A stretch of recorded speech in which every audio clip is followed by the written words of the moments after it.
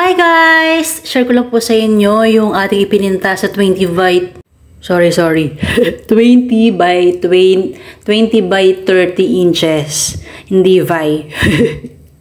Yun. Ayan. Guys, ito ay 20 by 30 inches na illustration board. Share ko lang sa inyo guys kung paano ko ginawa itong painting na to. Mga kwento about sa bird series at ilang tips paano i-paint. Ayan. Una, ang illustration board na ginamit natin ay makapal. Nabili ko siya sa National Bookstore. May iba't ibang klaseng illustration board. May sobrang kapal, saktong nipis at sobrang manipis. Ang binibili ko doon yung saktong nipis at kapal, tsaka yung makapal. Merong dalawang klaseng makapal, yung parehas na white yung likod at harap. Tapos merong gray sa likod at white yung harap. At merong black sa likod at white yung harap. Yun yung klase ng illustration board na binibili ko. At yun yung paborito kong pintahan. Yun. Actually guys, minsan sobrang sarap pintahan ng illustration board compared dun sa canvas na matigas yung texture. Kasi mabilis ma-absorb ng papel yung pintura.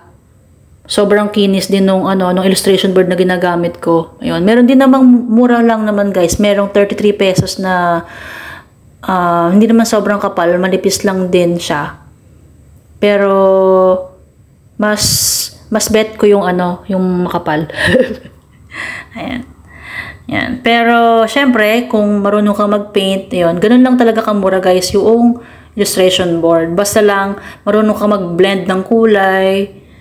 Yun. Tapos, kahit sa pintura guys, sobrang mura lang din naman. Basta meron kang 4 na primary colors na red, yellow, blue, tsaka puti. Yun. Yan. Red, yellow, blue, and white. Red, yellow, blue, and white. Yan. Sa pag-black naman kasi, sa black parang secondary na siya yung black. Gagawa ka ng black, lang siya, red, yellow, and blue. Yan.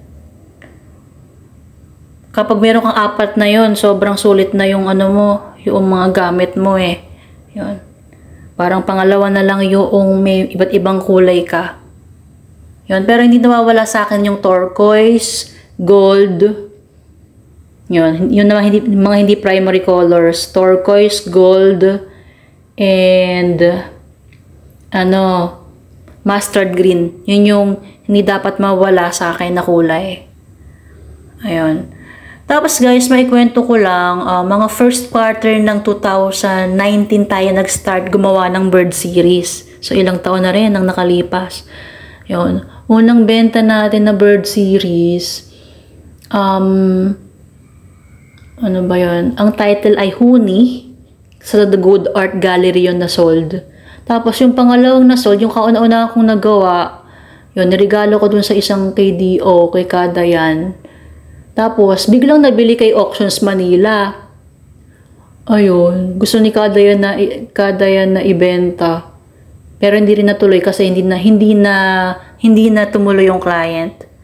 Ayun. Kadayan, anong apelyido ni Kadayan? Kadayan, Mangubat ba?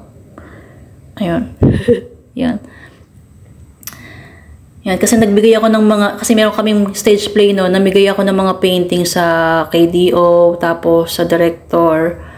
Ayun. Ang naibigay ko doon kay Kadayan, yung birds, una-unahan kong gawa na bird series. Pero nasa kanya pa siguro yun, kasi hindi nga na-sold. Sabi ko, Kadayan, may bumibili ng ng painting mo, tapos gusto niyang ibenta. Kaso, nung nalaman ng client na wala na sa akin yung painting, hindi na siya tumuloy. Ganun. 2019 yan, guys. Ayun. Ang teknik na ginawa ko dito, ganun guys, experiment lang ako sa kulay. Tapos, meron din naman ako mga reference guys ng mga ibon. Dati, tumitingin ako. Actually, hanggang ngayon, tumitingin pa rin ako ng mga paano ba yung shape ng birds sa Ano to eh, yung mga ibon na to eh, taga-ibang bansa to eh, mga foreigner na ibon to eh. Foreigner na ibon. Ayun, mga ibon na nasa kalikasan sa ibang bansa, sa kagubatan, ganun. Ayun, tapos yung background nito guys, turquoise, emerald green, tsaka color white. Tapos, inuna ko guys dito yung paggawa ng, paggawa ng pugad. Tapos, saka mga ibon, at saka yung huli yung yung paggawa ng sanga. Tapos guys, una kong gawa sa bird series, wala pang pugad nun tsaka itlog. Tapos, ayun, hanggang sa na-improve na, nakita ko yung pagkakaiba noong mga una kong gawa na pugad na may itlog. Tapos sa mga gawa ko ngayon, katulad nun, gusto ko yung pagkakagawa ko dun sa 3 itlog, dun sa pugad na medyo light gold, tapos dark dun sa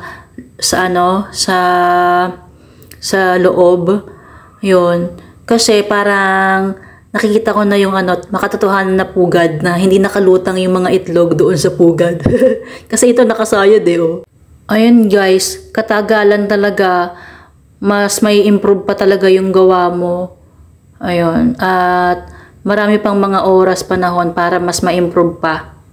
Ayun. Kailangan mo lang talaga mag-eksperimento kung paano ba ma-improve yung art piece mo. Kasi parang yakapin mo na yung technique na yun guys. Lalo na kung may bumibili ng painting, mas lalo mo pang i-improve yung painting mo. Yun lang. Thank you so much guys for watching. Bye!